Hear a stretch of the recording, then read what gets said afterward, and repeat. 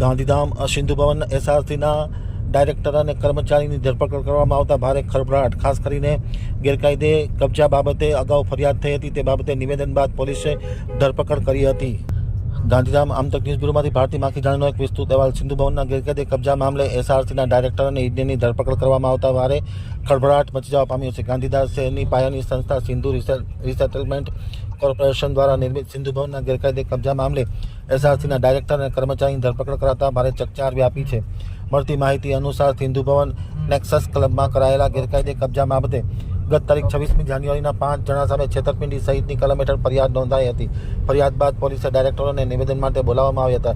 નિવેદન પરિપૂર્ણ થયા બાદ આખરે ધરપકડ કરવામાં આવી છે, જેમાં ડાયરેક્ટર હરીશ કલ્યાણી અને ઇજનેર આત્મારામ ભૂલચંદાનીની ધરપકડ કરવામાં આવી છે. આ બાબતે ડીવાયએસપી મુકેશ ચૌધરીએ ધરપકડને સમર્થન આપ્યું છે.